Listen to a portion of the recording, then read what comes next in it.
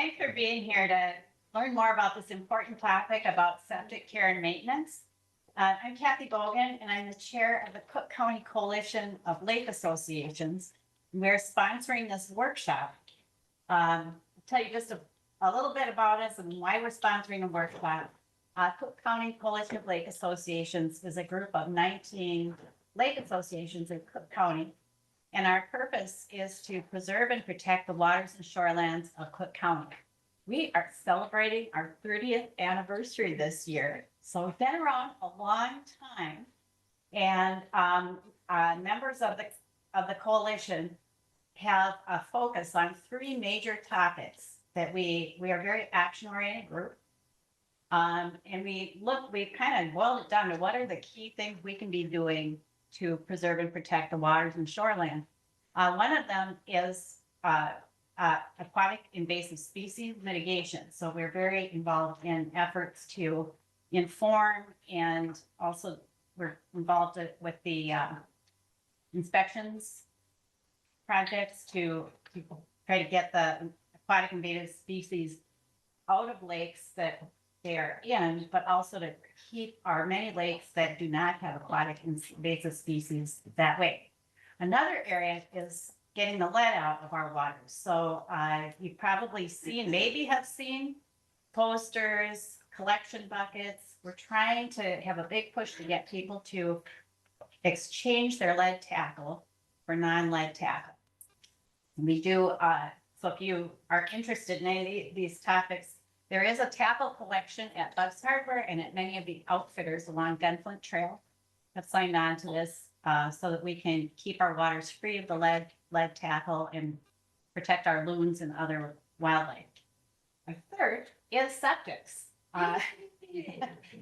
Septic systems, when they're not properly installed or become faulty, contribute to contamination of our waters and shorelands. And so it's based on this important topic that we are sponsoring this workshop today, and we're really happy to have you here. The more we can get the word out to people in our community about how to install and properly maintain their septics, the more we can keep those contaminants. So, thanks for that. A couple other things. If you want to join us, there's a sign up in the back. You don't have to be a member of a lake association. If you're just interested in caring for our waters and shorelands, we are a fun and action-oriented group, and we welcome you to join us. So even if you're interested, just sign up. I left a few materials back there too about if you want to learn more about Cook County Coalition Lake Associations. I think what we should do to start out is just get a little sense in the room here. We usually start by just introduce yourself, maybe just say a few words, sentence or so about what brings you to this workshop. I'd be really curious to find out. Anybody want to start off? I'll start. Okay. So I'm Susan Ferguson. I live in Hoveland, and I built a home there 3 years ago. It has a septic system. I put it in, but I know nothing about it. Okay. So I'm here to learn everything I need. I should have known 3 years ago. I mean, I know what not to put in it, but as far as how often to have it cooked out and whatever, any other pearls of wisdom, that's what I'm here for. Welcome. Thanks. Bobby Collins. I have been building my house for several years. And I know a little bit about septics, but I would like to learn more. So I'm here. I'm Steve Cuthbert. We just moved into the county last August, and we've always been in the city. So we've always been on city water and sewer. So this is brand new to me, and I need to figure it out. I'm Kate Kellenberger, West Hairston Lake. I've been in and out of the county since 1980. And I like it. I always think of septic as being magical. I'd like to make it a little more concrete. Gary Maciejewski, Tate Lake. I've lived up on Tate for 26 plus years. My septic system has been functioning wonderfully, and I hope to continue, and any information I can give would be beneficial. I'm Chuck Albertson. I live in Hoagland. I've had my house there for 17 years. I'm a part-time resident. And I just want that septic system to last forever because a new one's too expensive. Susan Morrison, my family has a cabin on Hungry Jack Lake, since 1990. But it was always being taken care of by my parents or my husband, but now it's my responsibility, so I need to educate myself quickly. I'm Ann Sullivan, Cook County Commissioner, and I'm here because I work with all of you in many different capacities. Saw lots of you yesterday at the Gunflint Canoe Races, but water belongs to all of us. It's really important to keep it clean, and so I think all of us are here to learn. I'm Wayne Bogan, and we're up on Loon Lake. I'm with Kathy Bogan, and we don't have a septic system, but maybe someday. Barry Johansson, I live in Tofty. I'm homeowner there for about 10 years now. My name is Sarah Waddle. I work at the extension office here in the county, and I sometimes get questions about septic systems and I'm attending to learn more. And I'm Mike Carlson. I've had a house for 27 years and the septic system's about 30 years old. I just want more information. Betsy Bloom, Double Track Lake Association, and yeah, wanting to learn more water quality. Lake quality is really important. Max Tosselson, I work for Cook County Soil and Water Conservation District, and I am here to learn more about septic systems to advise landowners on site visits. Jerry Wilkes, I'm the co-representative from the Devil Track Lake Association, also the president of the association. And so I try to know as much about septic systems as I can, so I can advise people of my lake about proper practices. Been doing that for a while, always know more. Kathy Whitted, I live in town and I'm interested in the laws and rules governing your septic system. Dorothy Miller, I've lived here about 7 years. I did take a class. My years moved to town, the university put on a class. Just to refresh what I learned then and to continue doing maintenance on my system so I didn't have to repair it. Pauline Hanson, I am a city girl, but we bought a place up here 7 years ago with a failed system, so I installed a new one. And yeah, just want to be able to take care of it as best as possible.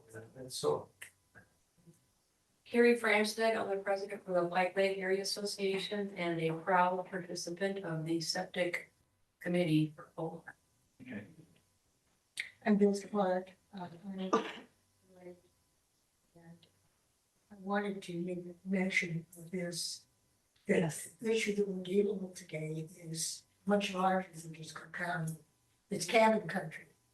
And there was an article in the paper last Friday by a writer who was investigating what the status of burglars are and people that are renting them and how they behave at the cabin and this sort of thing. So it goes through a set of issues like parking, noise, outdoor fires that shouldn't be, and when we're under, red flag situation, this sort of thing. And after going through all of those things, she starts, now we've got to talk about food. In greater Minnesota, many vacation rentals use septic systems, not city streets. Often when it goes down and so on and so forth. So this is a capital issue.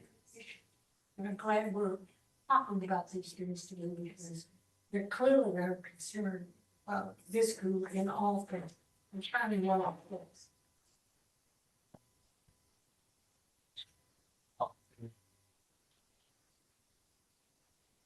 That's all.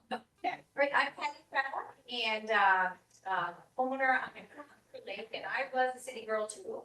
Knew about wastewater, but not septic systems. But I do care about water quality, and I'm part of a COLA team here. And my thought is, I'm so thrilled to see all of you here and what you're learning and just spreading the word about how important managing this is for our water quality, let alone your pocketbook. So we really want, to make sure, especially for new homeowners, or like me, someone who never used one, that you understand what's needed. So we're introducing ourselves. If you want to go ahead, Al. You want to introduce yourself? Yes. Now I'm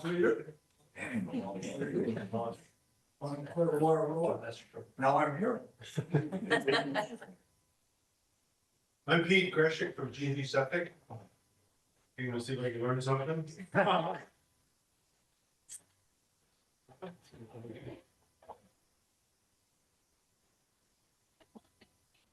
Yeah, and you know, that's the way to say some thank you.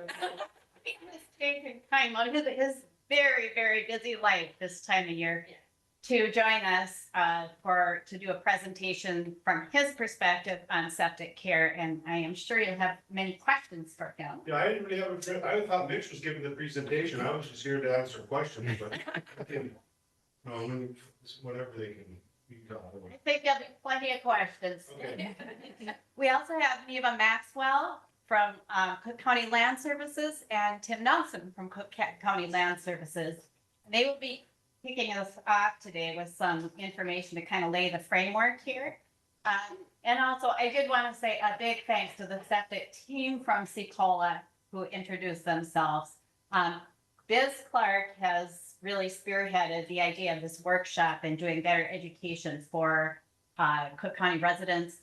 And Carrie Framstead and also Patty Craddock have been active members of that team. So I'd like to, just at this point, give everybody who's taking leadership on this a big round of applause. Thank you.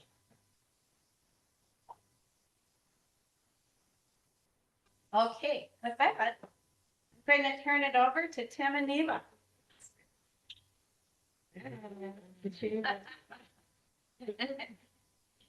Always the squeaky chair. Okay, good morning. As indicated, I'm Tim Nelson. I'm the Director of Land Services for Cook County. See a lot of familiar faces that I've worked with over many years. Hey, Biz. Many years, yep. A little bit of my background is I was actually first, this is the third county that I've fulfilled this role in, and I was first licensed in septic inspection in the early 90s, and I hate even saying that, thinking about how long that's been now. But this, as I said, this is the third county, and I will say Cook County in so many ways is very unique, but it is really unique from the different counties that I was in. I was in Northwest Minnesota to begin with, and then South Central Minnesota, I was in Clearwater County, and then down in Brown County, and then here. And I will tell you, the soil conditions, the hydrology, everything is entirely different as you're going across the state. Everything in both pretty much Clearwater County and in Brown County, in-ground trench systems. Piece of cake, easy peasy, no problem at all. Most minimal type of systems that you'd have to go, minimal expenses, and we understand that there's been a tremendous increase in the amount of cost of systems that have gone up, and there's quite a few reasons for that. I'm going to speak primarily on the inspection programs that we have in place. Started this back in Clearwater County long ago. But I've been in Cook for about 5-6 years now. And I've given this kind of presentation to the association here a few times. But I want to kind of go back for anybody that's not seen it or heard it. But we started in 2001. In 2000, I approached the Board of Commissioners, seeing you have your septic rules in the Minnesota Pollution Control Agency has thresholds under which it's required to get a permit and to get inspected and to get everything else like that. Minnesota rules, the DNR rules, 6120, also provides for a little bit more ambiguous, but it's equally as required that each jurisdiction, each county would have a systematic type of inspection program in place. And a lot of counties do the by sale, point of sale or transfer type system. And we chose very long ago to really concentrate our resources. We have minimal resources in the county, very large county geographically, very small county by population and by resources that we have. So we wanted to focus our resources that we do have on the where we can make the most amount of impact. And we know we want to really protect and provide for the pristine and good nature of the water that we have, both in ground and in the surface waters. So we decided not necessarily to go with a point of sale, which would be applicable across all places. You know, is it really that important to be in the middle, you know, look at a system in the middle of 160 acres that maybe has no water going through it whatsoever? Although good luck finding such a place in Cook County. Or is it more important to focus on all of the lake shores and such? And so it was a pretty easy decision for us. And I will also say too that the point of sale is kind of a requirement by the state as well. It requires a disclosure from the seller to the buyer as to the status location of the septic system that's there. And in speaking with Mitch, and Mitch was not able to make it, and he apologized for that. He had other business to attend to, but we speak pretty constantly on this regard because we're always evaluating our inspection program to see what do we do next, what do we do next. And we have continued to speak about point of sale and wondered, do we perhaps maybe shift to a point of sale that's in shoreland only? So if you're in a shoreland and it's a point of sale, do we do that? And basically his take on it was that is actually already happening. So you do have a point of sale disclosure, and any responsible buyer is going to say, well, I want to know if that system's working or not. So there are a lot of existing system inspections that are taking place on the point of sale, just because you have that transaction going, and that's a good time to be able to do it. There's money on the table. There's a lot of good reasons why anybody would do that. So we've decided over the time to really just focus on our lakeshore inspection program. The original proposal was to pick one lake, and we had started out with 5 lakes identified, and we did the research with soil and water, and we looked at all of the developed lakes, the ones that are the eutrophic status of the lakes, the water quality, if there's monitoring going on and everything, and look for those that may be the most impacted with the most amount of development on it, and the age of the development and everything, and a list of criteria.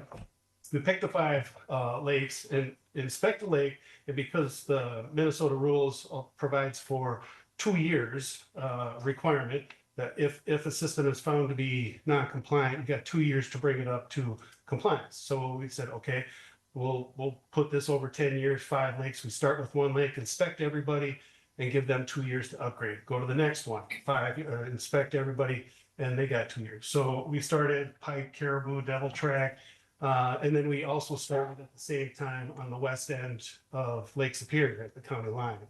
And we have kind of progressed with that program based off of, we've done it internally with our own internal budgeted funds, but we've also done it, most of it by grant funds. And so we've had kind of an ebb and flow.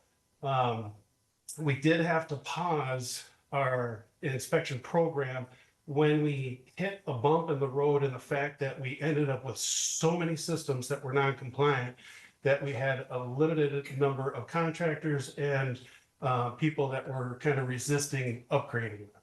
And so we had to join with our Minnesota Counties Intergovernmental Trust with legal services and kind of put a pause on the inspection program and go back through and make sure that we could bring everybody into compliance. And we were really successful in that. And then we started up again because we're involved with Lake County in this One Watershed, One Plan program. And we filed for a grant for that. And we received funds to start up. And we thought, well, the easiest thing, because it came pretty quickly for us, is to kind of start where we left off on Lake Superior and continue. So we started at the border and just kept coming east. And so at that point, we'd come close to somewhere around Cascade and left it at that. So we were starting there. And then we actually ran into a kind of a benefit that Lake County is doing sort of similar thing, but they actually found that they couldn't have or find the time in their own internal staffing and such to be able to accomplish their inspection. So we were able to get the funds that was earmarked for them.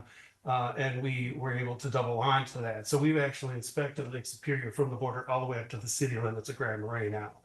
And over the course of time, previous to this last stint, we had inspected from the program beginning slightly over 1,000 systems and found that of that, 461 are non-compliant or were non-compliant, which is about 48%. And the percentages kind of fluctuated a lot, actually, depending on the lake. Seagull Lake was the lowest amount of failure rate at 25%. McFarland was the highest at 78%. But I'm calling anyone out, but it just happens that way, or happened that way. So where we're at right now is we continue to evaluate what we should do, because now we're thinking, well, we've got these developed lakes. We've inspected these systems. When you have new systems put in or new permits that hit that MPCA threshold, we have to inspect those again. But would it be worth us going back to maybe some of those other lakes that we had done to begin with?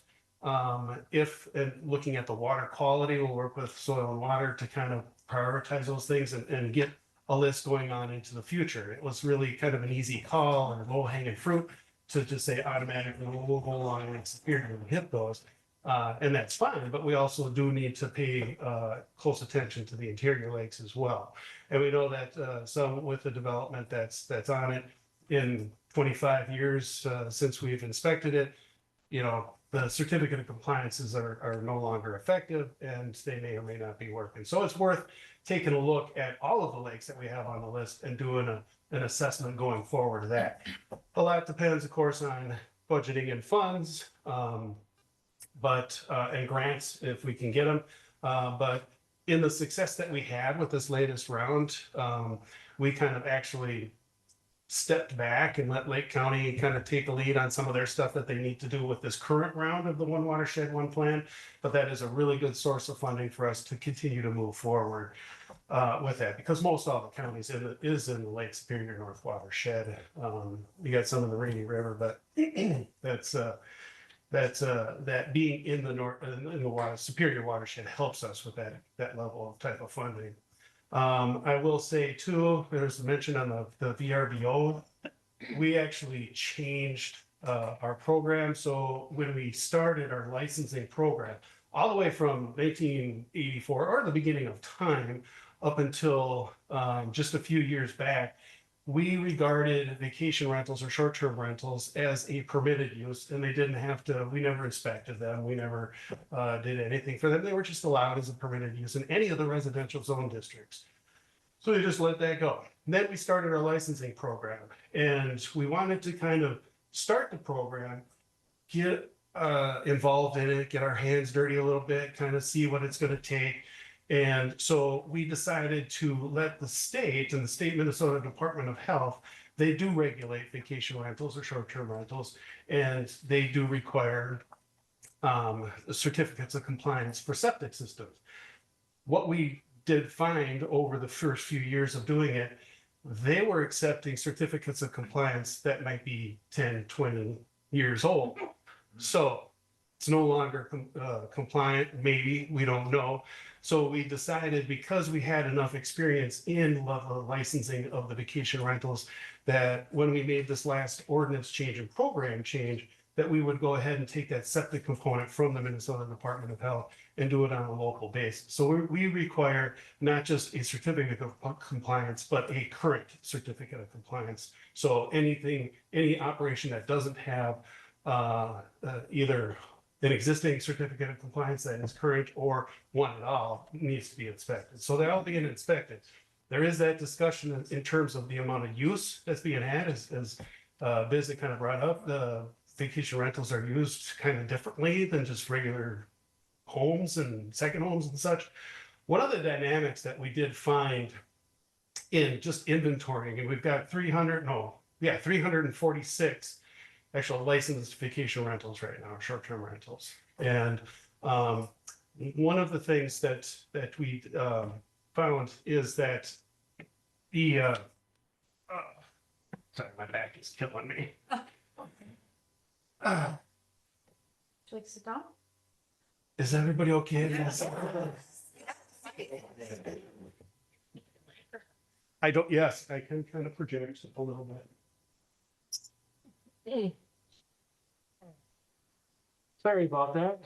Okay, so we're just talking about the vacation rental program. What we have found when we're doing the identification of the existing licenses that are out there and the existing ones, we found that it's, and we found this earlier when we were doing, first going through our initial review of the ordinance and the program, is that yes, people are buying homes and converting them to vacation rentals, but people are also buying vacation rentals and converting them to second homes. And so for us, in terms of logistics and everything, it is more defendable for us to be able to just require the state standards for the for compliance. So taking in consideration of the use is really difficult. So if you set a higher set of standards for vacation rentals, for the technical ones, you have to have a basis upon which that is leveled, right? So if you have more use, but how do you determine that? You can require water meters. You can require, in some places we do have water meters that are in place and have to be read. But by and large, if you have somebody that is a vacation rental and they're held to higher standards, but then they sell to a family that only uses it as a second home and they're only up there for, 2 weekends in a summer, then it's a much lesser usage. Of course, the system would last longer in that respect. But those are some of the excuse me, some of the things that we are contemplating and moving forward, whether or not we should have any kind of different standards for vacation rental with regards to septic systems. It's been enough for us just to make sure that all of the applicants or all the licenses coming through at least have a current certificate of compliance. So that's kind of the main takeaway that I'm providing to you, is that we've done more than 1,000 inspections, probably up to about 1,200 inspections now. And with a 48% non-compliance. So if you think that's a pretty big number of systems to have to bring back into compliance. And we continually work on that in addition to the existing systems that are done on a routine basis anyway. So there is a lot of inspections that are taking place and a lot of upgrades that are taking place. And Pete could probably attest to that, as they all have to be pumped when they're going out and being inspected. So there is that takeaway that the inspections are being completed. We have done a lot. And now going forward, we are looking at what we want to focus on for our next several years going forward with the inspection type program. Do we want to stick with what we're doing? Do we want to entertain the kind of point of sale in shoreland?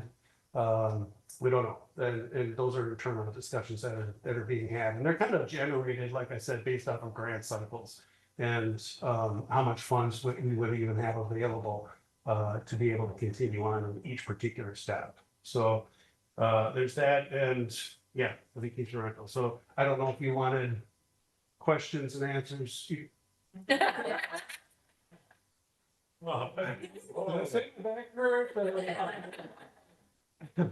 Careful what you wish. Yeah, okay, right?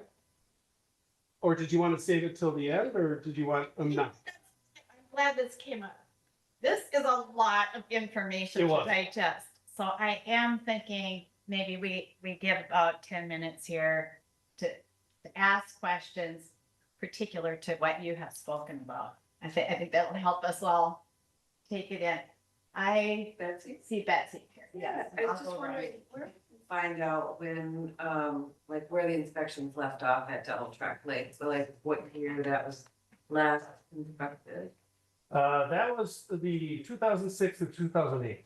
Okay, and then is there any enforcement mechanism in our county for out of compliance? I mean, like if maybe it's out of the inspection cycle, is there any enforcement of? Okay, so there are two, like I said, a couple mechanisms. We have the natural cycle that's imposed by the Minnesota State Rules, 7080, the MPCA rules specific to septic systems, that anytime you build, get a land use permit for a bedroom addition, it needs to be inspected. But then you go to Minnesota Rules 6120, it says any permit for any reason in the shoreline area. So shoreline is a lot more intensive with regards to that. So that just calls for an inspection in getting that land use permit. We have a lot of those because we have a lot of shoreline, obviously. So there are a lot of existing systems taking place. Now, if somebody sits on their property and doesn't get a land use permit, and God forbid, I know this never does happen, but maybe does some construction and doesn't get a permit for it, and we have to find out later. You know, that's one of the reasons why I even presented to the board back in 2000, 2001 for the program, is that we're missing a lot of systems if we don't have this systematic approach. So double track is one that would be on the plate to take a look at and say, okay, what's the water quality look like? When's the last time we inspected it? How many permits have we issued on that particular lake over the last so often? You know, so there's a lot of criteria that we would be looking at, and so I hope that. Yeah. And we do. I would say that we do actually added a position that is specific halftime vacation rental administrators, halftime enforcement for all of our programs.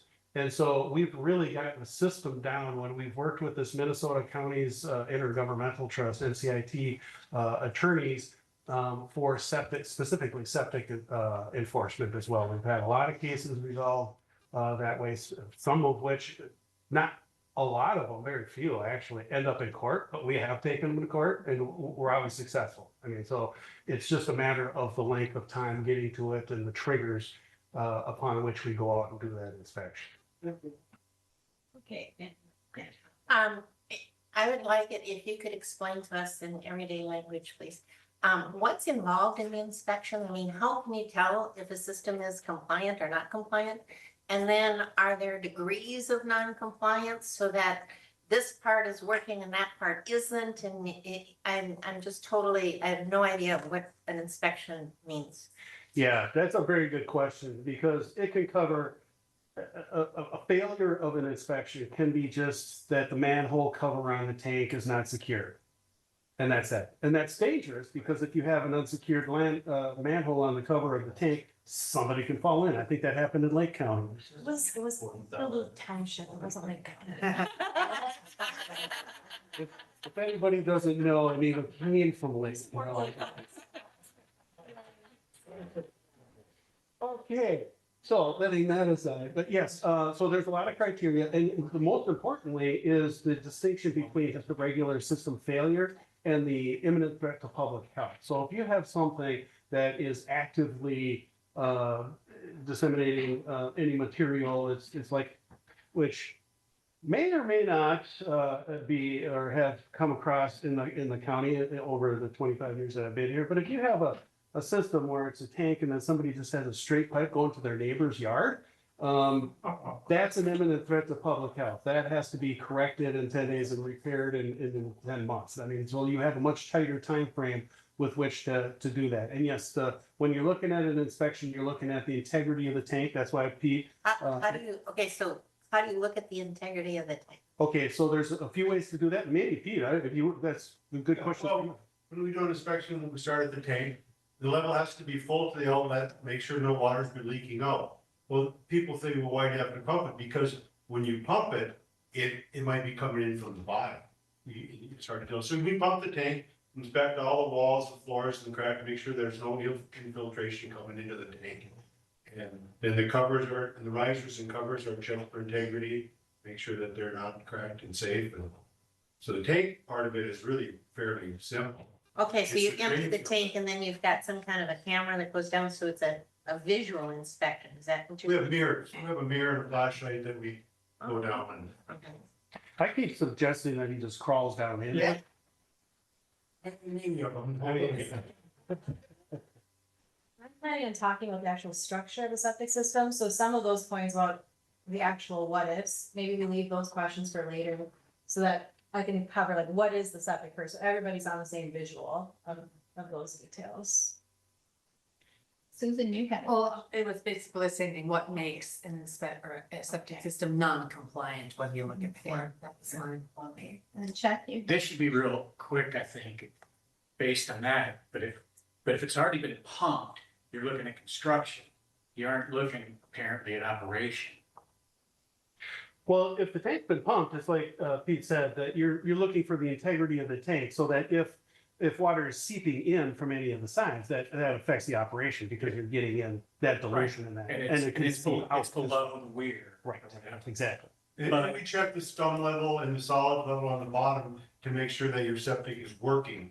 Like a proper system will have a scum layer, and if it's not, like if there's too much chemicals or chemistry treat, it will be all mixed together.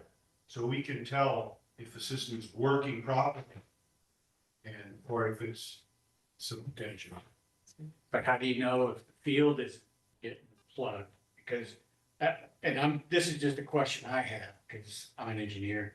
Why don't you measure the output pressure on the pump? Because then if the back pressure, right where it goes out to the field, well, I got some plugged pipes I gotta deal with, or whatever. Yeah, there's a lot of elements that trigger further stages of inspection, all right? So if you have, say, the material, you have dirty sand in a mound and it's not going through, then and so much is being pumped up on top, and then you get weeping out the sides, and that would be an indication that you would have to check further. The actual soils that are right there in the treatment thing are inspected. You look at what the makeup of the soil. Yeah. Yeah, big things, test holes and. Yep. Very good. Gary, you had. Generally, it's recommended that we pump our tanks every 3 years. Now, I've had a number of people at our lake say, well, I only come up to my cabin once or twice a month. Do I need to pump it every 3 years? What would you say? I say, Pete, can you answer that? I would say the state law is that we have to pump them. I don't really agree with that. I have people on yearly maintenance, up 2, 3, some are 5 year. I have a couple single people that I do 8 years. So, no, everybody doesn't use it the same, but it can't be neglected I would like to assume every 5 years, even if you don't pump them. And that requires a maintainer, which I am not, and I do not want to be, because I don't want to come to your tank, do a sludge judge and say, yeah, you need to be pumped, because they're looking at you, do I really need to be pumped, or does he want some more? So I don't really want to be in that end of it, but a maintainer in this county would be, and it would be more efficient if you had somebody that was going around checking these instead of me going with my truck and, waste. So there is some, but no, not everybody has to be 3 years. But on a lake, I would like to see them checked every 3 years, because things change. Yeah. Things shift and things change and. So is there a cost to be checked? Absolutely. And the thing of it is, What might that be? well, it depends on how far away you are, but for me to come with my truck, I get $175 an hour, so I'm not gonna be out going and checking and say, well, you gotta be pumped next year. Well, now you just wasted $175. Plus, we have a sludge judge, and I've done a lot of them, and I still make mistakes because you have to go through the scum layer at a certain, and some are more solid, then you gotta go at the right speed, then you plug it and you lift it up and you give a core sample of the tank. But I've seen where I've sampled it, when I pump it, it wasn't that accurate.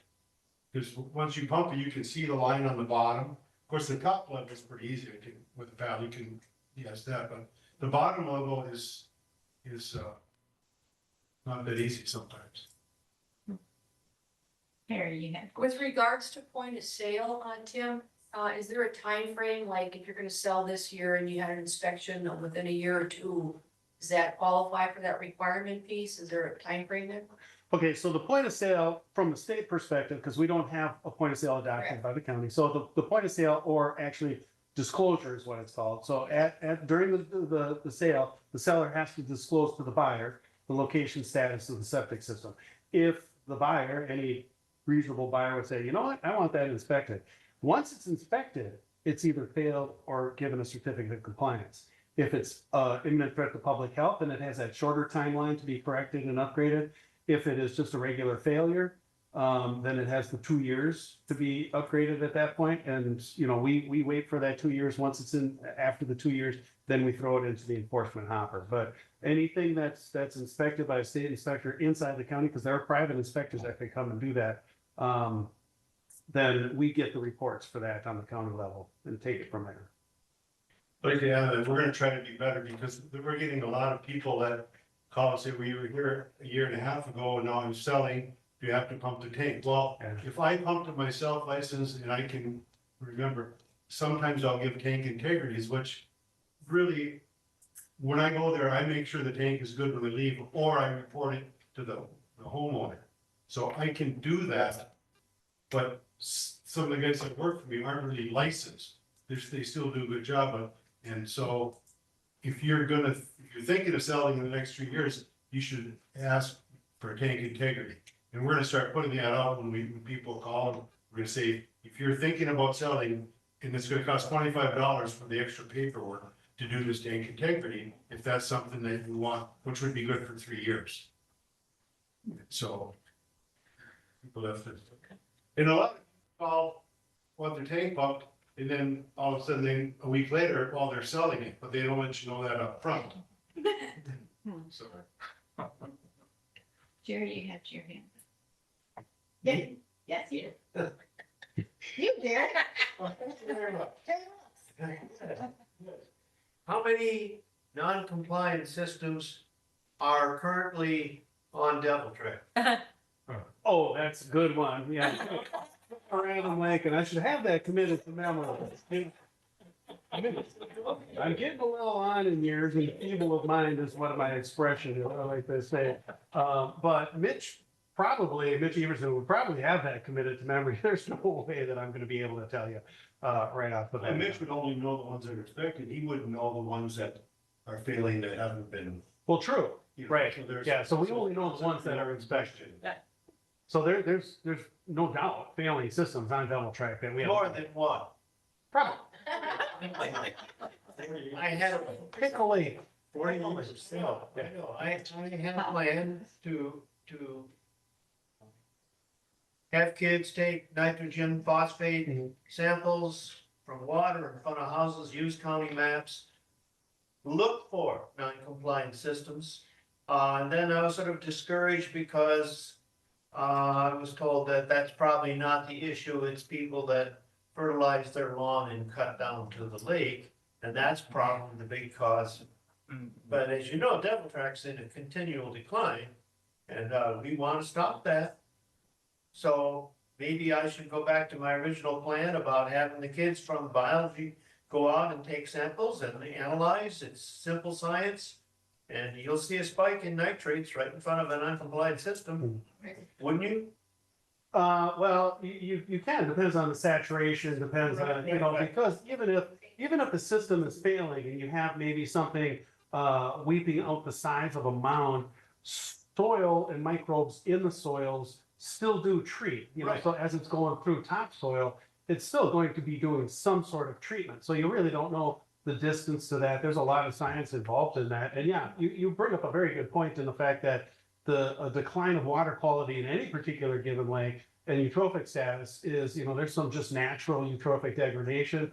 There are the fertilizers and how vegetation management, and that's why we have provisions in our ordinance with regards to vegetation. Shoreline management, and unfortunately, you know, our provisions for that didn't start until 1984. So there's a lot of historic properties out there that's, you know, people that have dug their own bays, inlets, and whatever the case may be. And then septics is just one that's kind of easy. I don't want to say easy, low hanging fruit, but it is because we can go in, we can inspect it. It's just that how many systems we have in the county. We have one inspector. When we do our lakeshore inspection programs, we hire someone to come up and do that. We don't burden Mitch with that. It's just too many systems. Haven't the rules changed since we've done Devil's Track as far as separation? From 2 to 3 feet, hasn't that changed? Yes. So a lot of those that passed at that time would not pass the current standards. Which is another element to do a reconsideration of all the lakes that we have. And we, you know, no two lakes are alike. You throw you start with kind of that eutrophic status, and you start with the nitrates, and you start with everything that's in there. But then you look at the amount of development that's on it, and the history of the development, and how long that's been on there. And so, there's a lot of elements that we look at in determining which lakes we should target. There are some lakes that we haven't targeted, and we probably won't target because, the bang for the buck is just such small, and their eutrophic status is really super good. Yeah, we don't want it to degrade, but if you have something like caribou or devil track or hate, I'm sure is. Oh, we're in great shape. Yeah, okay. But yeah, so then that is just kind of doing that triage to get a priority listing on a listing for us. So unfortunately, yeah, we only have so much in terms of resources, funds, and ability to go out and do it. And we also have to, as we kind of learned over the course of that time, we have to be cognizant of the enforcement capabilities that we do have. Because we ended up with so many non-compliant systems, we had to pull the plug on that inspection program overall for years.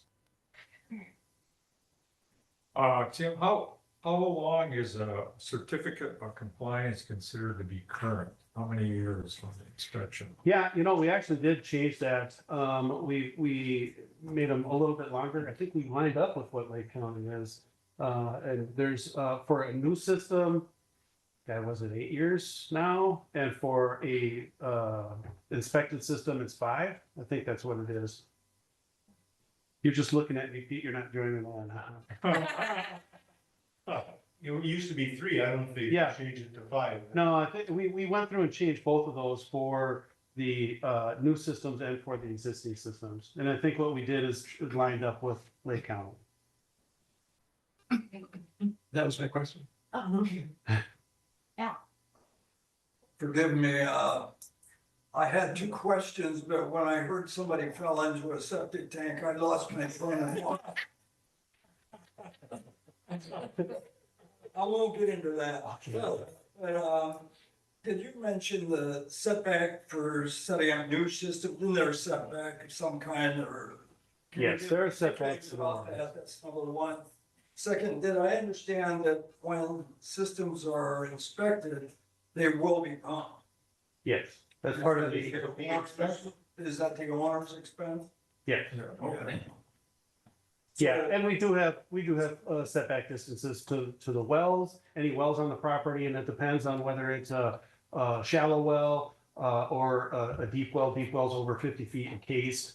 Any inhabited structure from the treatment area, so there's close in terms of setback distances. Which is why a person ought to really be concerned or kind of aware of where their neighbor's well is and everything when they're looking at a design or where to place. People want to build a cabin here and put their system here, but their neighbor's well is right here, and it may not meet those setbacks. So all of that has to be considered. Okay. So setbacks. Depends on the classification of the water body. So different lakes would have different setbacks. Okay. Good. I think we'll move on to the next part of this. We can have more questions at the end. But Mitch had a video he wanted to show. So now might be, I think it's like a 5-minute shorty.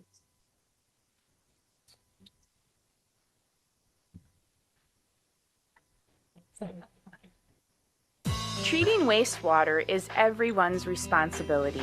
Wastewater is primarily water.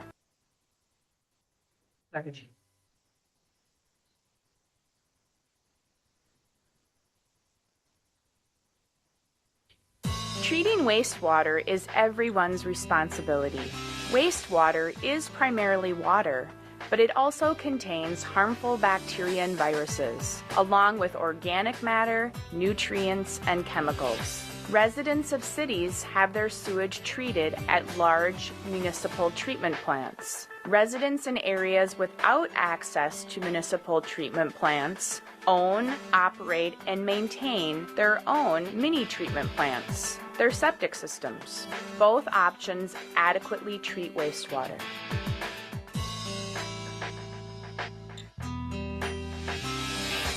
We are at the Winnebago Wastewater Treatment Plant, and my name is Daryl Nienhaus. I'm the superintendent.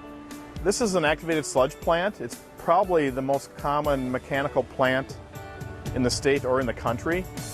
The treatment consists of biological secondary treatment. We use no chemicals to treat the wastewater. It's simply bacteria that remove the contaminants from the wastewater.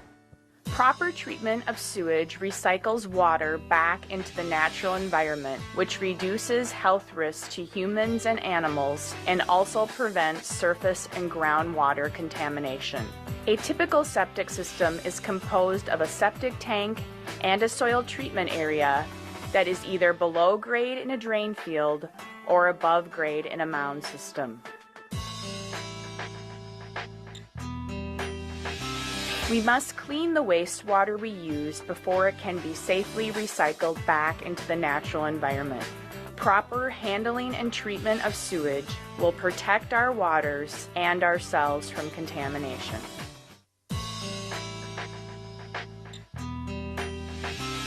Even systems that appear to be working well or were previously permitted may allow nutrients or pathogens to reach surface or groundwater.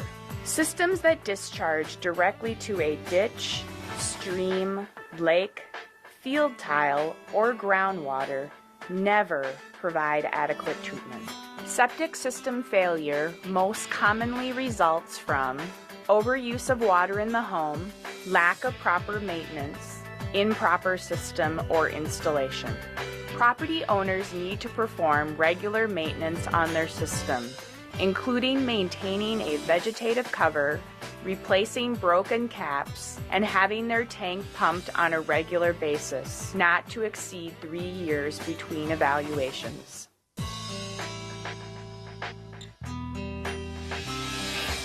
It's always best to remove the waste as early in the process as you can. And I guess I'm not a big believer in garbage disposals.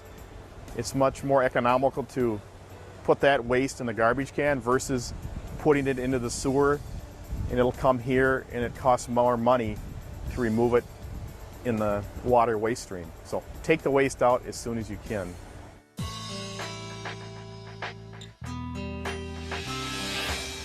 In a septic system, solids separate in the septic tank, while final treatment occurs in the soil. There, microorganisms treat wastewater physically, chemically, and biologically before it reaches the groundwater. Limiting water and chemical usage, along with regular maintenance, are key to improved performance. The water is actually discharged from our chlorine contact tank, a tank in which the water is chlorinated and then dechlorinated, and flows out of that tank into a pipe to the Blue Earth River. A properly designed, installed, operated, and maintained wastewater treatment system, whether it be your own septic system or a large municipal facility, will provide economical and effective sewage treatment. If you treat sewage today, future generations will not incur the cost of cleaning up the health or environmental problems that contamination may create.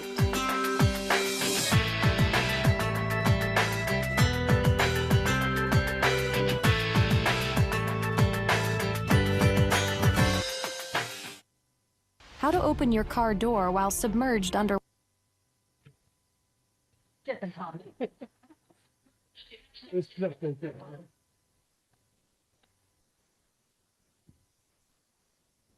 Thanks, Faribault County, for that nice presentation. So, thanks, guys. It's been a fun hour. I feel like this was like, you guys covered all of it, and we can just go home at this point. As you can tell, I'm not Mitch Everson. I'm Eva Maxwell. I'm the Planning and Zoning Administrator for the Land Services Department. So quite often, people receive letters from me in the mail regarding public hearings, so variances or conditional use permits, that sort of activity. So I communicate with CQLL with the public notices of that, so people have the opportunity and notice to comment. The other hats I've worn is that I used to work for Lake County, so I was the licensed inspector for Lake County for all new septic installs, and I've gone through the gamut of the septic training through the University of Minnesota. So this is a fun topic. I think the word was used as magical for septic systems, and I would agree with that. It was very cool. Just locally at Lake County, I've worked, or Cook County, I've worked here now for a little over 2 years, almost 3 years. And it's been really fun. I wear a few different hats in this community. I'm a member of Search and Rescue. I'm the board chair of Cooperation Station because I have a little toddler and childcare is really hard to get in this county. I'm an avid paddler. I just came back from a 19-day trip in the Quetico with my husband and my 2.5-year-old. Anybody wants tips on that experience? And I'm a wild rice harvester. So Wayne and I shared time at rice camp together, and those are my loves and passions in life. So septic systems are actually aligned with all of those because we are protecting our water quality with this private infrastructure that we have several hundreds of in our county on private land. So I got notice yesterday at 5 o'clock that I was stepping in for Mitch. PowerPoint. Normally this is a very visual presentation, so I wish I did have something. There's some good ooh-ahs.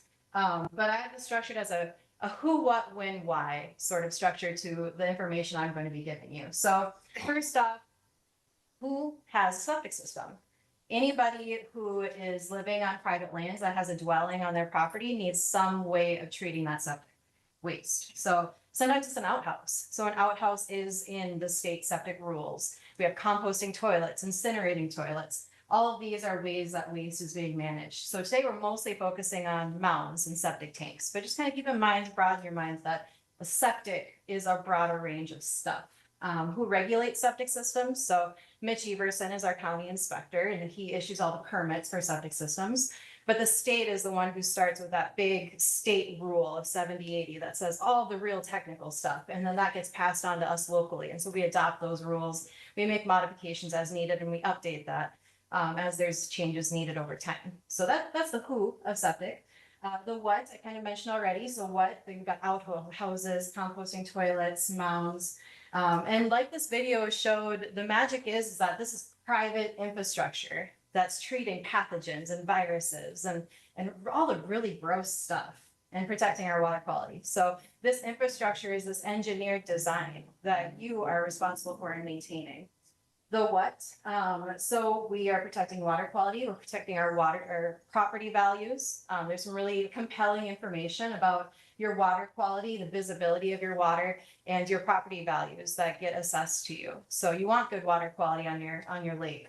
And then the health part of things, obviously there's blue algae blooms that can happen, or just algae blooms in general, and the cost. So when I think about the real why we protect our septic systems is when I was working at Lake County, I had an elderly couple come up to my counter and they said, we just got our septic system installed or inspected. We're about to move out of our house. And it failed, and that's going to cost us $40,000. We don't have $40,000 to put into escrow for the next property owner. And they said, we thought it was fine. We pumped, we flushed the toilet, and the waste went away. And they never pumped it once in their forever time of living in that house. They said, we pumped it and away it away. And I talked with the pumper later, Dave, and he said, it was solid. Like I couldn't even get the thing into it to break it up. Like those solids have just built up over time. So it is really important that this maintenance happens. It's not a frivolous thing. I'll get to the how of how septics work. And then, so yeah, I think that's the most of it. We talked about setbacks a little bit. Where are septics? What are the things that you see on your property of what you know where your septic is when you walk in your yard? What are things that you see? A hill. A hill. Yeah, the mounds. Sometimes I walk past a mound like that's a big mound. And the person I'm with is like, what? So you got your mounds. What else do you see? Manhole. Yeah, tank covers. And usually is there something sticking out of the ground next to those tank covers? So that's like the electrical components for the pump that's in the tank part of that pump. So if everybody has one of these, there's just 2 pages I'm going to use as our visual because like I said, this is a very visual thing. There's more in the back too, if anyone needs one. So I just want to go over the structure of a septic system because not everybody's working with the same vocabulary, and I think there's gonna be a lot of questions that come up. So the more everybody understands that basic septic structure, I think that's really helpful. So on page 5 is a really nice picture of a tank, and so we talked a little bit. You heard the mention of a scum layer, and so the idea is that all the waste in your house is coming to this one spot. And waste can include fats, oils, and greases, and that floats, right? You put oil and water and oil floats. So the fat, oil, greases are in that scum layer. And then you've got the liquid layer, that's just all the water, all the pee. And then you got the sludge layer, and that's where all the solids go. So the idea is that you want these layers. These are how it should be. And so thinking about how you want this all to come in, you usually have a baffle where the water is coming in, and that's trying to break up the velocity of that water going into the tank. So it's not just like mixing it all up all the time. So you kind of want this natural separation to occur, because out of these 3 layers, you only want the liquid going into your mound. Because what do you think that the scum, the fats, oils, greases, and what do you think the solids would do if they got into your pipes? Jam them all. Yeah, jam them up, clog them up, right? So this is a part of the engineering design, is that you only want that liquid part without the fats, oil, greases that are at the top, and you don't want those solids getting over to your mound. The mound should only be the clear effluent. So with that in mind, do you think it's a good idea to do all of your laundry on one laundry day? No? Just spread it out. Just spread it out. Do a load a day, 2 loads a day, whatever, but just don't do all your laundry on Sunday. But people wouldn't really think about that if you didn't understand the structure inside your septic tank. So you want those things to get separated out. And then this is going to go over to, there's usually like a next compartment here for our mounds. That's the pump tank. So the effluent gets out of this next outlet. So there's an elevation difference between the inlet and the outlet. So only the effluent is getting through. And then at your pump tank is where your pump is. And that's why that electrical component is needed. So some of the failures sometimes are because an electrical component isn't safe. So part of that public health and safety is like, whoa, you got like exposed wiring here. Like that's not safe. So again, those really high numbers of failures, it's for a myriad of reasons. It's not necessarily a water quality thing. Sometimes it's an electrical public safety sort of thing. And then on page 9 is the best mound picture I could pick out of here. And it's not what I would have drawn it as, but it's what we have to work with, so it's what we'll work with. So you've got your tank over here, that's the septic tank, and here they have a separate pump tank, and you'll notice there's these different manhole covers. So here you've got 3 manhole covers. So when you go home and look at your yard tonight, you'll see 2 covers right next to each other and maybe a third one just a little bit over if you have a pressurized mound. And so it's getting over to the mound here. And you've got these different pipes. There's different designs and configurations of these pipes. But the idea is you got all these little holes in these pipes, and that effluent, the liquid part of the tank, is coming over these pipes, and it's getting filtered out in the little holes, dispersing in the mounds. And what's happening is the little microbes and stuff, over time, they develop, and that's where the magic is, they develop a biomat. So this little layer of, they call it a biomat, I don't know, this little layer of stuff, all kind of develops along this over time. And that's a good thing. It's a healthy thing, because that's where all those microbes are starting to get collected.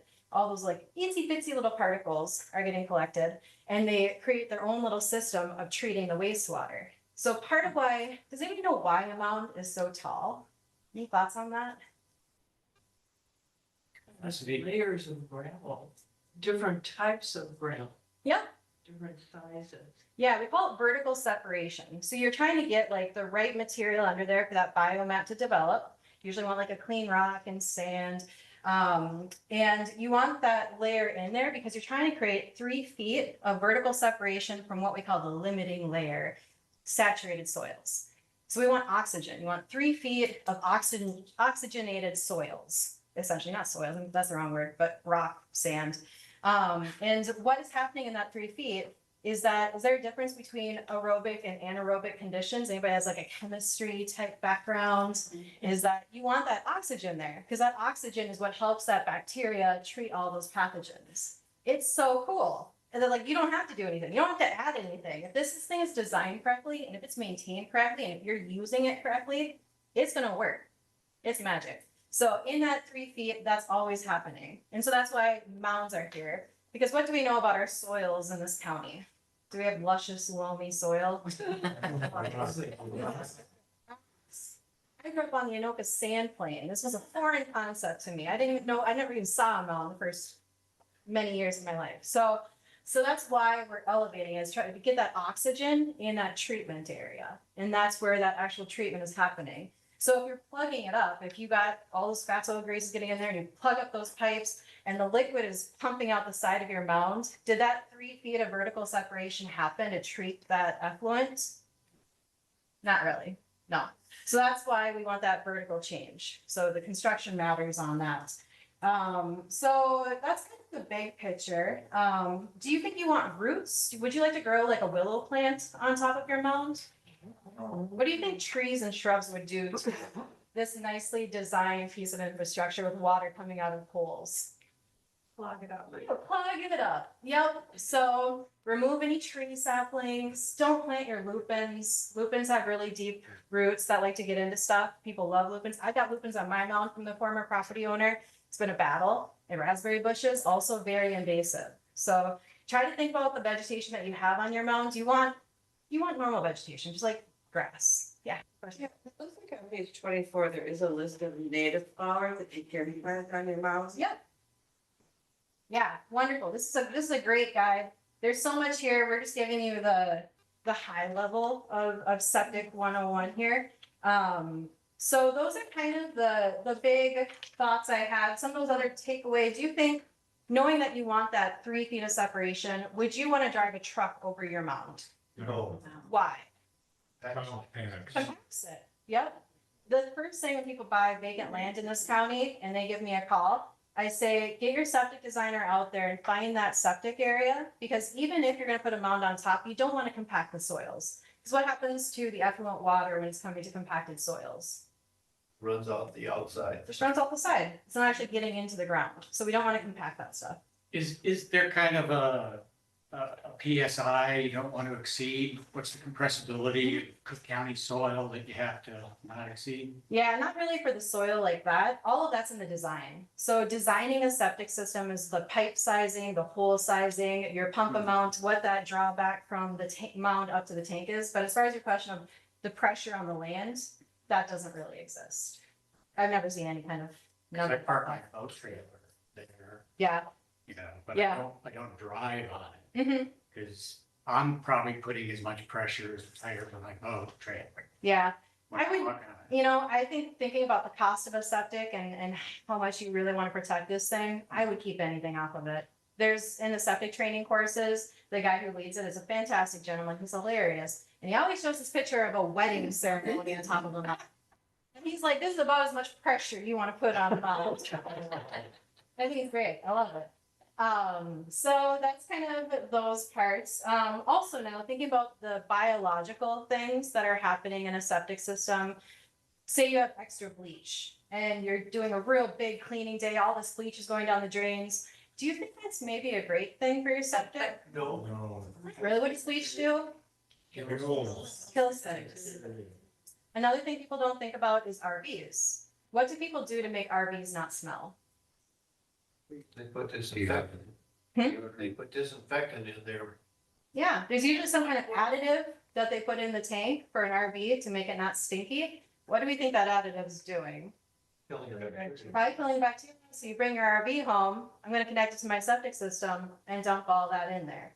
So maybe we'll leave room for like mild stuff, maybe there's some natural stuff, but our general recommendation is don't add anything. This is a natural system. If it's working right, doesn't need additives. And those RV stuff, the MPCA warned us at one of the trainings that there's, I don't remember the name of it, but it's like a nuclear bomb for bacteria. It's gonna kill stuff. And you got that biomet that you've been developing over time.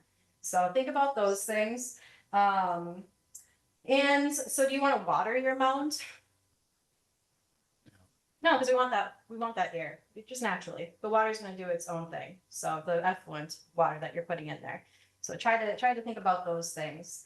Let's see, in my hasty notes of preparing for this and the vast amount of time that I had, let me just really quickly, so where do you think the first place that, okay, so this is a treatment system. Retreating the sewage is digesting things. This is a trick question, I'm just gonna warn you ahead of time. Where's the first place that treatment happens, or like the digestion? In your body. Correct. Yep, in your body, the digestion. So septics are not garbage cans. That's a really important take-home point. Septic systems are not garbage cans. You do not want to say, oh, leftover food, just gonna put it down the drain. The picture where they're showing the plate cleaning going into the garbage, that's a really important idea because this is not something that's supposed to be treating undigested things. This whole system that we're setting up, those solids, scum, effluent layers in the tank, you don't want to be putting in things that aren't digested because bacteria have to work so much harder, right? Than if it's already digested in your own body. So your body's kind of doing the first version of that breakdown of things. And yeah, they mentioned it on their garbage disposals. Are garbage disposals digesting? No, taking that undigested stuff, a whole carrot, putting it down there, it's little carrot chunks. And the bacteria are like, why do I want a carrot? What am I gonna do with a carrot? So those are kind of, I think that's about it. That's all I think that is all I have for you. I'm great. Yeah. Other than baby trees and lupins and raspberry bushes, is there anything else that is common up here that we should be pulling out of the mound every year? I think that kind of covers it. The shrubs, trees, lupins are really deep. You just don't want like really deep rooted water seeking plants. So that's those are the highlight areas. Yeah.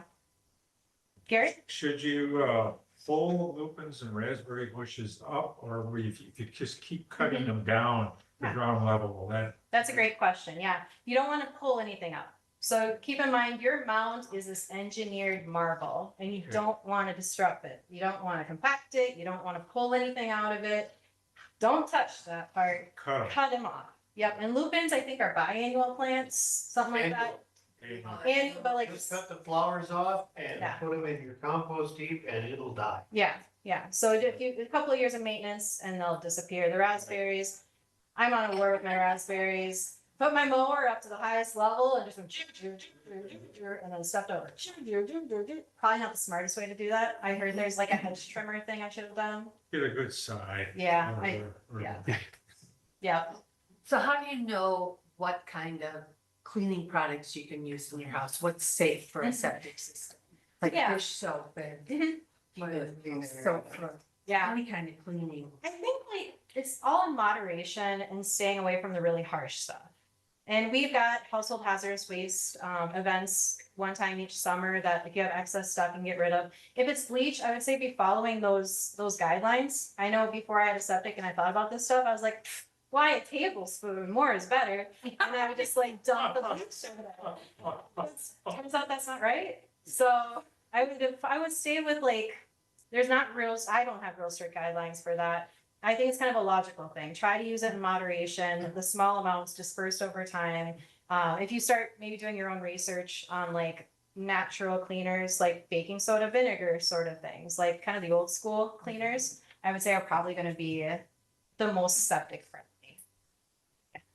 I know when I moved into my place, it was a rental property and, you know, it had those nice blue things hanging and, you know, the toilet tank. Yeah, the toilet tanks and, I do have a lot of tannins in the water, but I took those out and do you have any thoughts about? Yeah. Yeah, I wouldn't use those. I live on a septic system and I don't use them. I just clean my toilets as needed because those things are like a slow trickle of stuff. Yeah. Yeah, so I would just avoid it if you can. Yeah, I totally. I just was curious. Yeah. Toilet tank that turns into water. Well, so I didn't quite follow, but are bleach alternatives, non-bleach, what do we call it? Yeah. Are they as damaging? I don't know that information. But Let's just say with non-chlorine bleach. yeah, right. The thing I don't want to tell you is not to use bleach and then like get salmonella poisoning because like Connie told you not to use bleach. So I mean, use what you got to use to stay safe and healthy. If you're cleaning your fish on your counter, maybe clean it off how you need to. But I would, again, the moderation amount is just being cognizant of it because it's still a big system. These tanks are 500 to 2,000 gallon tanks. So you do have a dilution factor, but it's kind of that repetitiveness, it's just a thoughtlessness of it. If you're being thoughtful about it, that's 9/10 of the game. So what is the likelihood of some of these powders that you flush down enhancing the natural microbes in your septic? You know, I mean, you can spend $2, $3, $10 a month flushing that stuff down. Are you talking about the additives? Yeah. Yeah, don't do those. Don't do it at all. No, Yeah. So again, this whole system, you don't need to do anything if you're using it correctly, and that doesn't mean adding stuff. That's your own water usage, what you're putting down the drain, and if it's constructed correctly. So if it wasn't put in the right way, you're always going to have headaches. And then getting maintained, and part of that maintenance is like the baffles, and I'll leave that to you Pete, to talk more about. But like, you want these parts in place, and so if you're not getting that tank pumped, and if your baffle fell off and you never thought to check in there, remember the baffle is the thing that's like breaking up that velocity of the water going into the tank. So if that's broken for years and you think it's fine because you never saw a problem with your septic, it's always churning stuff up in there. And so that stuff is going into the mounds that whole time. So it just kind of builds up problems. Maintenance does a lot. Yeah, Gary? How about something like a liquid plumber or unclogged drains? It says safe for septics. Can you believe that? The MDC might have a list, or Mitch might have more specific knowledge to like the specific things, and it's okay to put down there. That kind of gets into a more technical than my knowledge base area. You mentioned other products that are that kill bacteria. You can use a combination of the hydrogen peroxide. Right. And which combination, I think, with vinegar. And then also for cleaning out drains, I use a little thing that has teeth on it. And I forget what it's called. It's a plastic thing you put down and then pull it up and get a lot of it out. But what really works is just baking soda and vinegar. And I usually heat the vinegar up in the microwave so it's hot. Yeah. It makes it nice and bubbly. So when you have your fish fry at home, what do you do with your grease? Put it in, goes in the garbage. Yeah, cool. That's the message I wanted to send. Cool. I will leave this to the experts to take on more presentations. Kelsey? One last question. Talk about winter in Minnesota. Yeah. I know I talked to a lot of people last winter that had not ever thought about covering their mound if it wasn't a lot of snow. Any suggestions for that? Yeah, so your mound, when it's designed, again, this is that design meets your care. So your mound was designed with a certain amount of cover material on top of it. So it's usually 12 inches at the top to leave it so that you got enough protection from the cold, but also letting that oxygen get in.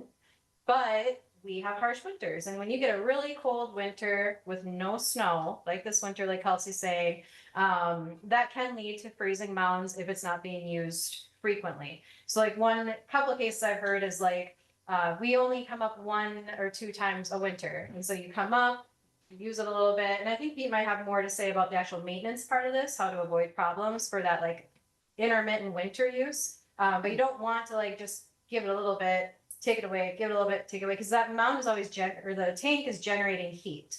Like that's a chemical process. If you've ever noticed, I know my tank covers, snow usually doesn't build up there because there's heat coming from that. So it kind of has its own warmer inside of it, and you've got that effluent water that's going up into the mounds that's warmer. So that's why it's favorable not to freeze. But as far as like actual cover material, you could get hay, let the grass grow up in the fall time. You'll start noticing some people will let that grass grow up, don't mow it after September or something.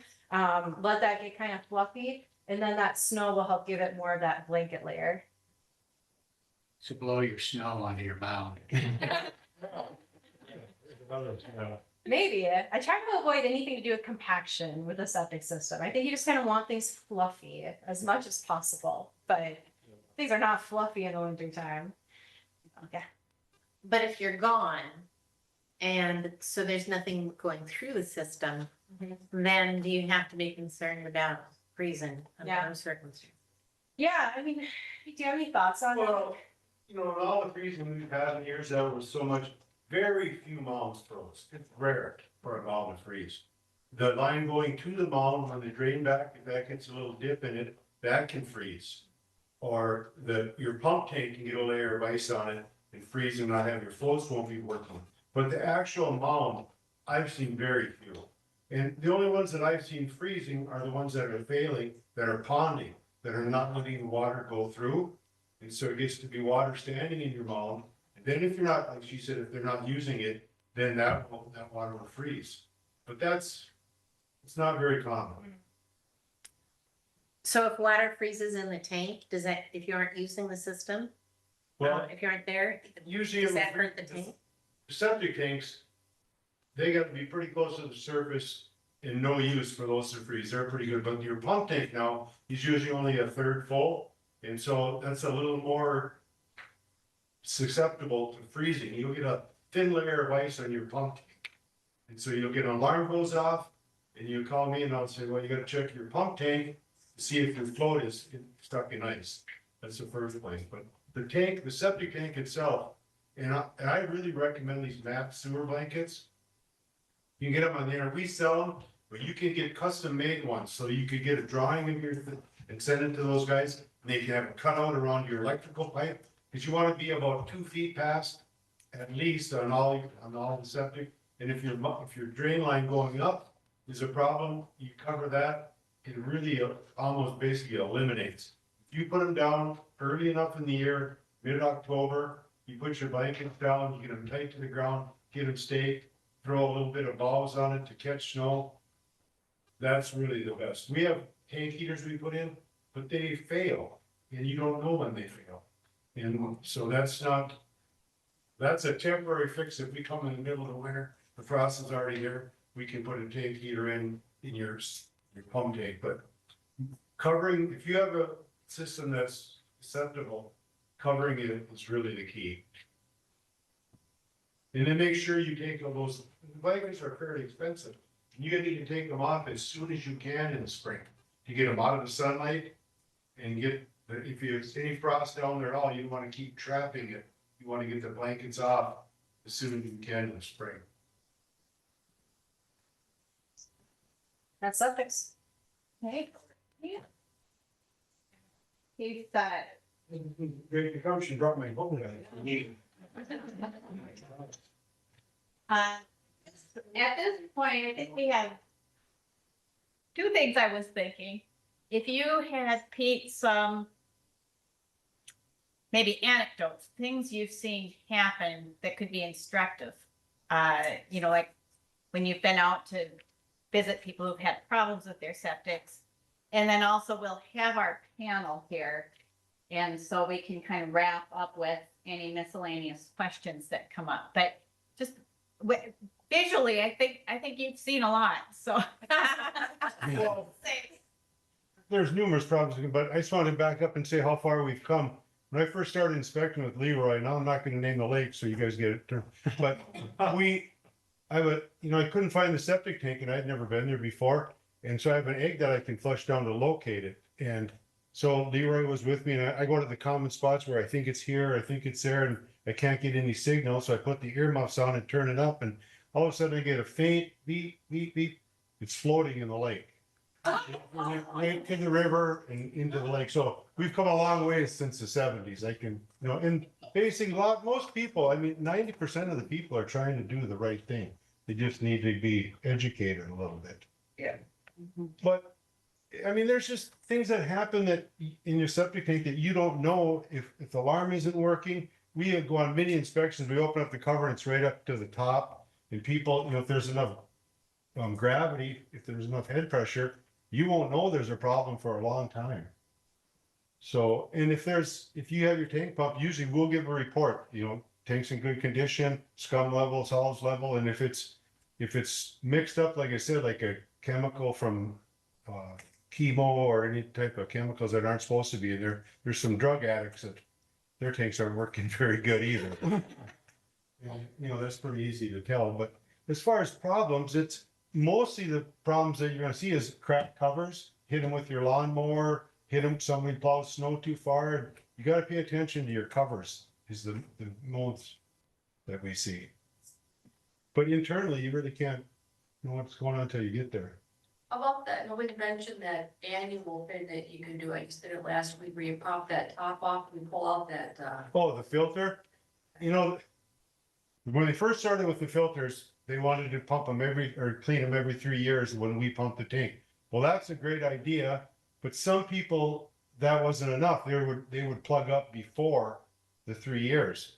But the other problem is, and I try to treat everybody that's there, if they're home, I like them to be home because when you take the filter out and you wash it, and you put it back down, you have to be a little bit gentle to get it lined up. You get, some people just ram it down, next thing you know, the cartridge is laying in the bottom, and then they don't even bother to call, or, so when you pump the tank, you find it laying in the bottom of the tank. So your filter, before you clean it, you need to be instructed so you know what to look for and how to treat it. And then, because it's a slide down, when it gets to the bottom, there's just a little click, but you know, some people are. So that's. I don't know if you remember, but you pumped my tank last week, 3 years prior. You remember out there, and I'm asking you about the filter because I got an alarm and I'm trying to figure everything out. And I think I'm pretty intelligent, so I'm online trying to find a schematic for a Canadian tank and nothing. And my neighbor's pretty handy. Hey, Al, do you know where the filter is? I don't think you got one. And I sent it to you and you looked at it and you said, well, the guy that put this in works for me. And I've seen these tanks before, and you walk about 5 feet away. He said, should be here. We got a shovel out, and dug out, found a filter that probably hadn't been cleaned in, you know, forever. Well, if we had pumped it, we usually, that's just an inspection cap. Concrete tanks have an inspect cap over the outlet side of the tank. The new ones, like she was saying, they have 3 covers now. So the middle cover, you pull the cover off, way better access to the filter. This had a cover on it, but it had shifted. Oh. So not only, we couldn't take off the 4-inch, we had to dig down to the 8-inch to get it out. And then you cleaned it. Then I had to put a ring around it and then a cover back over. But Was I there? You were there. Boy, well, I started, when he said complaining about the 90s, I started in the 70s. So no worry about the 90s. What? I bought the house in 2007 and. What's the, can you In mind? Oakland, Yeah, what's the address? 4837. North Road? Yeah. Okay. Okay, no, yeah. Yeah. See, I see people in town and think, I know where their septic tank is, but I don't know their name. And I know what's in it. Yeah, who's got a cloven scum layer? Systems that use peat moss for filtration, are those allowed in Cook County? And why aren't these as an option over the systems we've looked at? Well, we're finding quite, I don't know, a lot of maintenance. There's one real close to town that's got a big peat moss filter, and he's digging out 25 or 30 yards by hand. Because, and then it's hard to get rid of that. You have to have a land application, spread it out, have to have it covered for a year, and that it, you know, the peat moss I think was a great idea, but I'm not too sold on them. Okay. You know, they're really problematic. Well, it can be. I mean, but they do have good effluent. I mean, if they're working right, they have good effluent, but there's infiltrators now, and they have some air aerobic ones that are helping clean up. And so, and the newer ones are better, those new boxes that they have, but some of the older ones were a little bit ahead of their time. And are they used in place of a mound system? No, well, because if you have soil that's a little bit acceptable, you don't have enough soil, they want to pre-treat this, so they want this effluent to be really good before it goes to your mound. Oh, So they don't want to just send it out there and have it all treated there. They want to treat it before it gets there, because it's hard to get 3 feet and it, there's not much natural soil. It's, So the pre-treatment devices are kind of a way of getting a lesser concentration of like the pathogens and stuff in that effluent, like Pete says, before it gets to the mound. So there's different versions of pre-treatment, but. So you can have a smaller mound then? Hmm? Can you have a smaller mound if you? Potentially.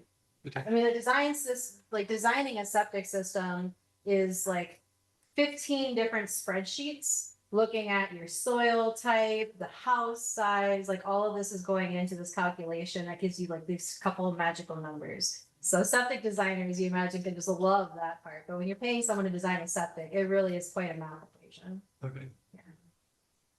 So I'm not sure who this question is for, but so I hear things about, water table and wells going dry and everything. And so my thinking is, well, if I'm taking the water out of the well over there and putting it in the mound over there, is that replenishing the water table, or is it going downhill to the lake? Or in other words, is there a correlation between the amount of water I'm putting into the mound and the water table and the, you know, whether the well's gonna run dry, you know?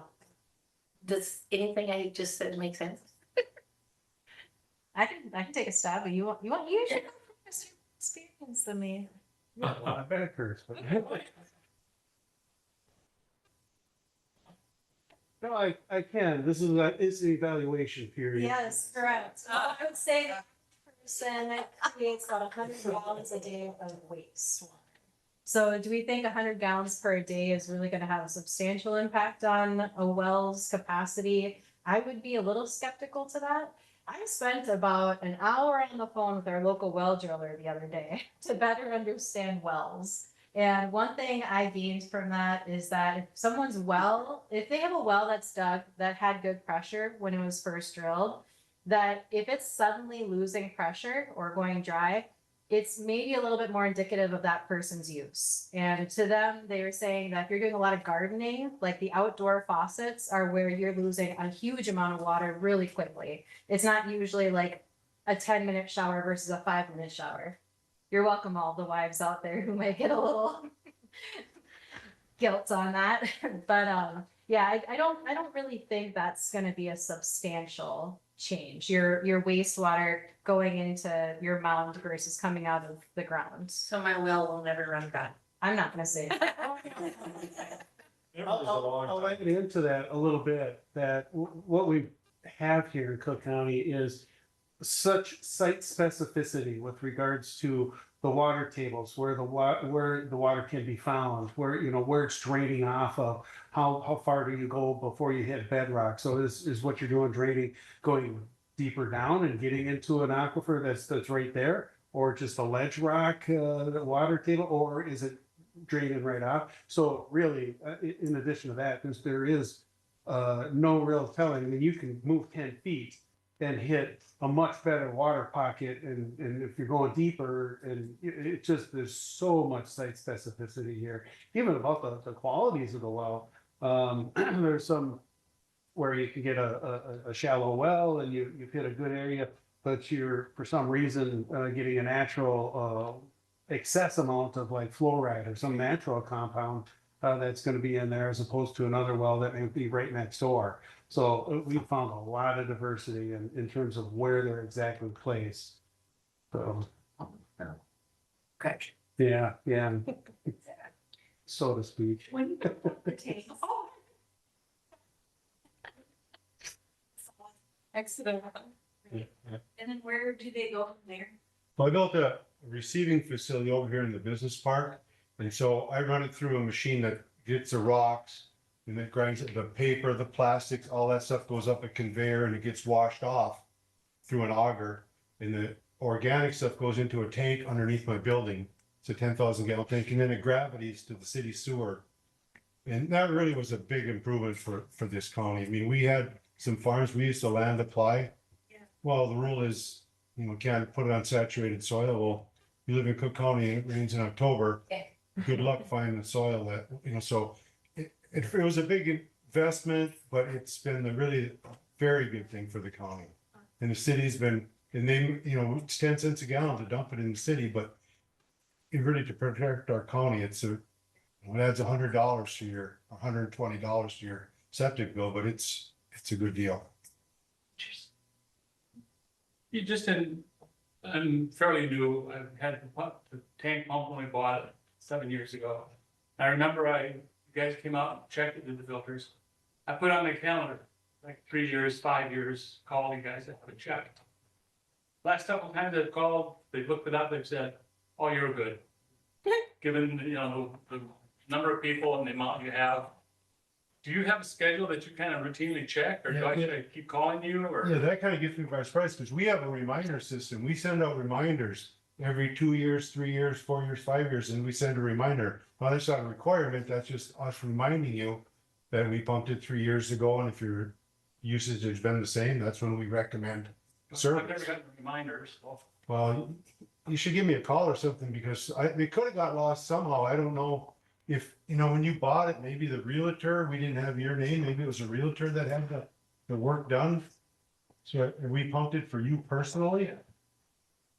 Yeah, I don't know. I'll have to get together. I'll give you a call. Yeah, yeah, because we're pretty good, but I guess everybody can make mistakes.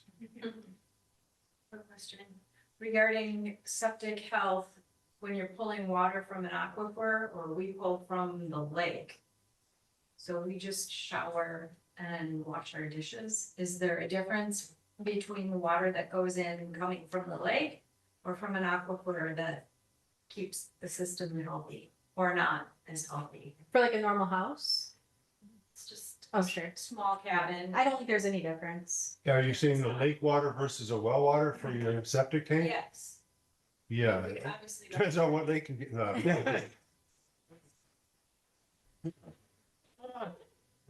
You do have some trouble along the shore, that hard salty water that's along Lake Superior that can really cause, you know, those septic systems just do not work very good, their tanks. And certain, we pump them more often, a lot of them, because they don't break down. They don't get the scum and solids layer, they just get a mush. And that's the salty well water that's along the lake? Yeah, whatever is along Lake Superior that it's pretty common, not pretty common, but there's numerous ones that have that. In that situation, if you drilled another well further apart, would it have better water with less salt in it, do you They think? can have some that I think are 10 feet or 15 feet away, and you can have good water, and then you know, you can drill a well and it's salt water, so I don't, you know, that's above my. That's a McKeever question. Yes, sir. That's groundwater is a mystery and complicated. That's what I've learned. Here. So. On a mound system, you apparently have a layer of sand. Is there a difference between regular sand and wash sand? Yeah, and I'm not an installer and I'm not a soil guy. She might be able to answer that better than I may. Yeah, there's definitely a difference. Yeah, there's a pretty specific specifications of exactly what material can go into the creation of a mound. You need clean rock and wash sand. And in this county, part of the reason our septic systems are so expensive is because those resources are really scarce naturally. Yeah. So, wash sand would be better than regular sand. yeah. Think about how you want, yeah. Yeah. I wanted to add something, you know, when you people see Mitch Everson, you should all give him a thank you. Mitchell has done a great service to this community. I mean, when he first started, the installers were all over him because he has it done right. And he's consistent. He doesn't care if it's his mother or his brother, whatever it's gonna be. And I think that this county owes Mitchell Everson a lot. He is, and so easy to work with. He puts a lot of effort into his job. So I think if you guys get a chance to, you know, if you ever see Mitchell, say, hey, I want to say thanks, because he's been good. I have his card here too, if anyone wants. He probably doesn't want to hear that. Phone calls. You can ask about what concentration of what can go in the. But Mitchell's an installer, you know, for years. And when I was with Leroy install, we kind of had a thing we do, we'd get the thing and I would tell him who put it in. And 8 out of 10, I would know who the installer was just by the quality of work. Mitchell's had all silicone on every joint, every riser was done. Every, you know, you could just tell the different quality of work. So it's we're lucky to have them.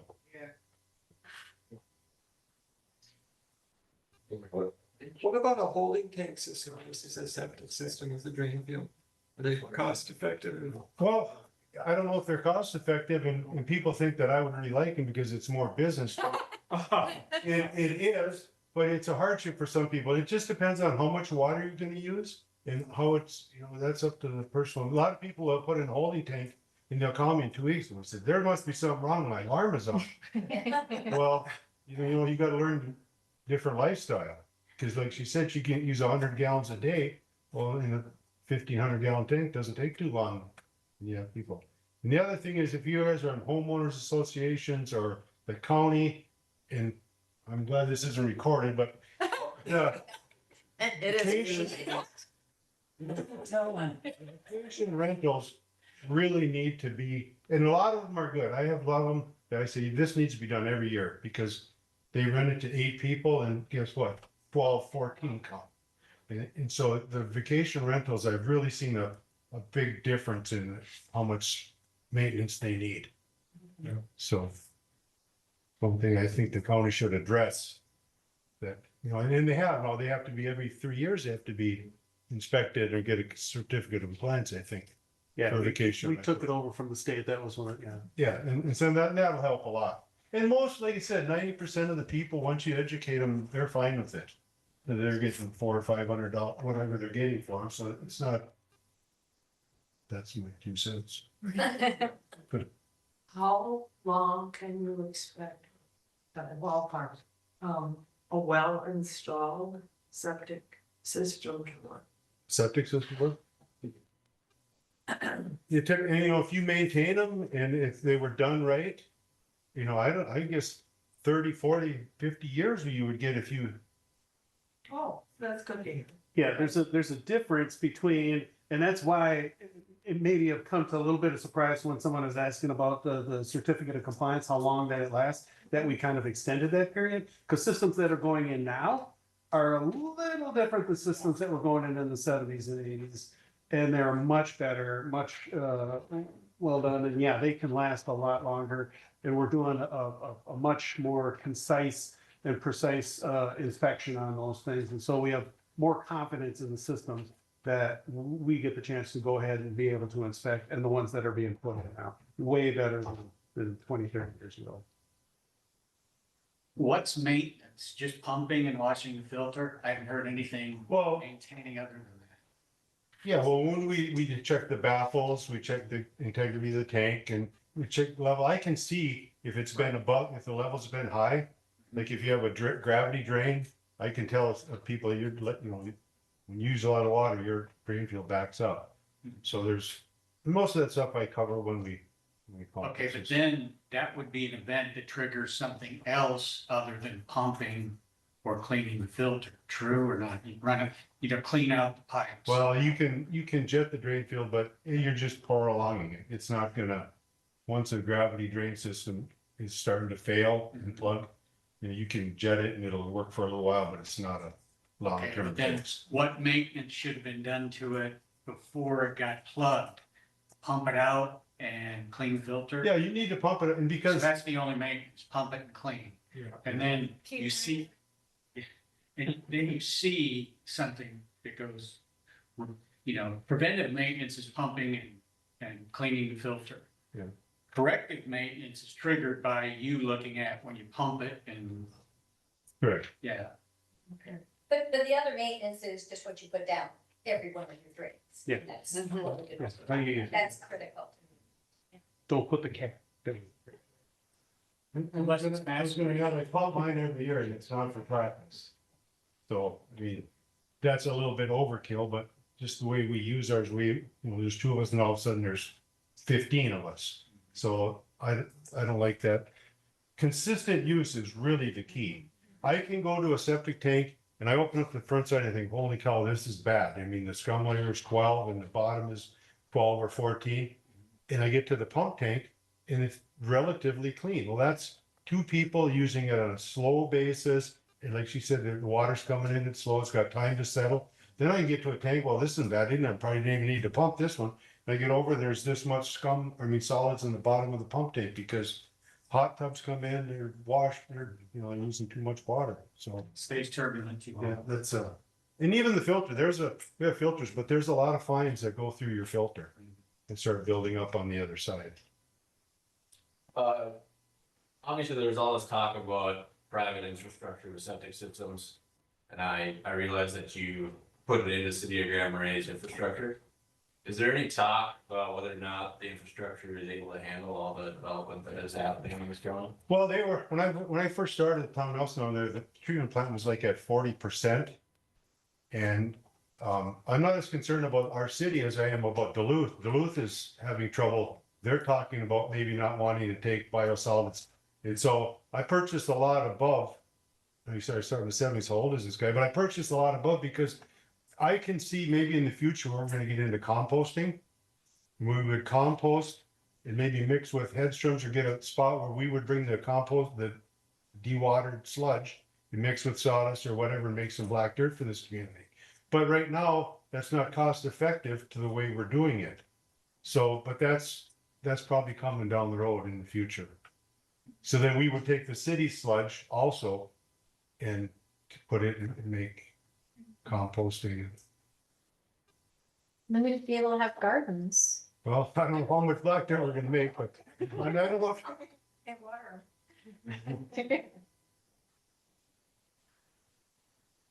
About the we are only here seasonally, so when you're talking about regular use, what happens when you're Well, only here? that's another thing. Now, she might know more about this than I do. This is just my opinion. I see seasonal use that sometimes is worse because they're not there. The water temperature gets cold, the bacteria, it's not healthy for that septic system not to get any warm water. So it gets cold. And then when you come in the spring, I think it takes longer. And I've seen intermittent use that has just as much or more on the bottom as somebody that's using it on a regular basis. So sometimes intermittent, say, oh, I'm only here for this amount of time, but it depends on how many people are there when you're, if two people come, it's one thing, but if you have groups of people, everybody's different. That's why I don't agree with the state's 3-year thing. And over the 40-some years we've been doing, I have people on a recommendation from what I've seen from year to year. Every year I look at, when I pumped the tank that day, I looked at what it was last year and how much time was involved between, and then Carlene will recommend 3 years. Or if it's more, she'll recommend 2 years or whatever. So their use changes. And So just kind of a follow-up question, maybe with the seasonal use not necessarily being great for a septic system, and thinking we're not like putting so much out there to be on a more regular schedule of pumping, would you suggest it in the spring or the fall? Like, do I empty everything in the fall? no, I would, you don't want your tank, because and they're better now, but the old systems, the backfilling wasn't the best. And if you emptied your tank and you had deep frost, you could crack a tank. So you don't want to leave your tank empty, and you want to get it pumped. If you're not going to use it much in the winter, you don't want to get it pumped in the middle of the summer or spring sometime, and you don't want to pump it late in the fall. And that grass thing that she talked about is very important. But with my experience, I think August, because winter can come pretty early. I tell people, don't cut it after the middle of August because you want it to grow and be as fit for catching snow. Just looking down the road decades, would you just speak to the item of composting? How would that work on a larger scale, countywide? Well, there's drums that we would get to. We would put our septic in a drum and it would, de-water overnight. And the liquid would go through our tank and back to the city. And the solid would come out of there. And then we have to make a plan. Are we going to go with headstrom sawdust or what kind of a program that we're going to mix it together? So I don't really know that much about on large volumes, but I know that in the industry, that's kind of what they're looking for in the future. I want to give a pitch. Northeast Communities Recycling and Composting Collaborative is talking on July 23rd. That's how I get when to bring that conversation too. Well, I think you can use some of the garbage waste and some of the, and make, it's probably going to be a. Yeah, David Abbas will be here, so. He's a good speaker. Thank you. Okay.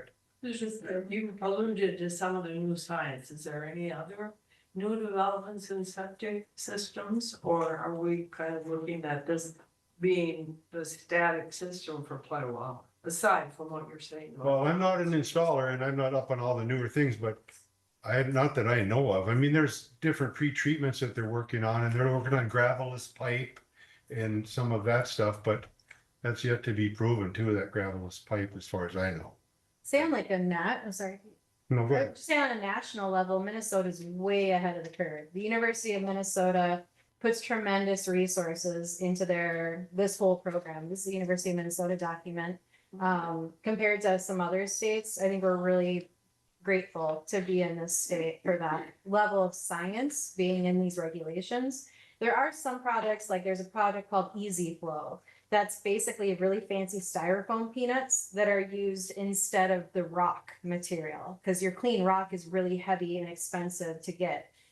So there's like and that's just like an alternative to like the mound design materials itself. So there's always private businesses out there trying to find alternatives because our natural resources that are being used to develop these mounds, they're like one-time use items. The aggregate material, the rock and the sand, that's not something that you can really create. That's in the ground naturally. And when that all gets used up in 3 generations from now, like we're gonna need alternatives. So right now we're just really enjoying what's coming out of the ground, but our great grandkids, they might need something actually created. So I'd say there's always an effort to create an alternative to some degree. And the science is kind of always there. I'd say this is a very active area between the University of Minnesota and MPCA.